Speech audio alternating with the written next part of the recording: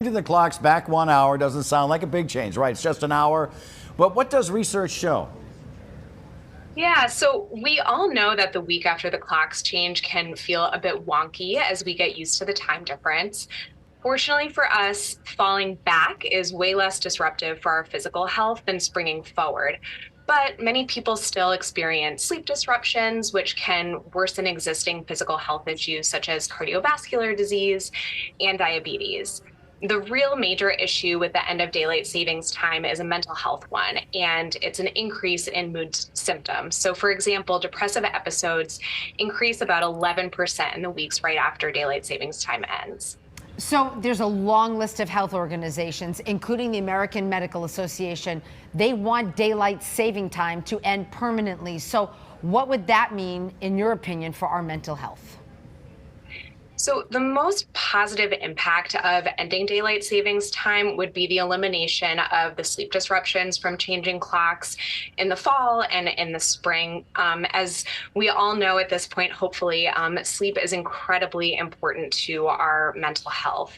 Other benefits, though, include greater exposure to sunlight, which has a positive impact on mood, and actually better sleep year round. Sunset activates melatonin, which tells us it's time to go to bed. And so people might notice that during daylight savings time in the spring, the summer, and the early fall, that they may actually be going to bed later because the sun isn't setting until later to let them know and their bodies know that it's time for bed. So Dr. Ellis, this picked up on the light theme. Of course, less daylight during the day and then longer darkness for the rest of the day. That's coming, whether we like it or not. So what can people do now? Does artificial light actually help?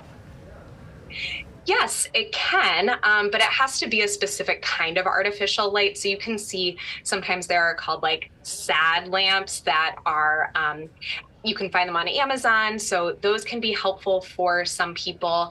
If you don't want to get one of those, going to bed earlier to maximize your exposure to daylight in the morning can be helpful.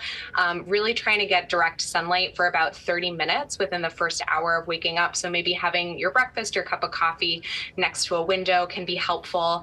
And then just kind of continue engaging in those like mental health supports, like regular exercise, eating a healthy diet, things like that. Most people will adjust after the first week or two.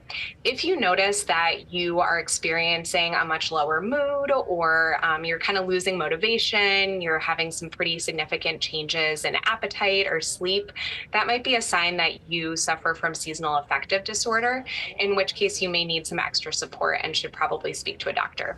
Dr. Connors Kellgren, thank you so much. Take care, Dr. Ellis. Thank you. Stay well. Thank you.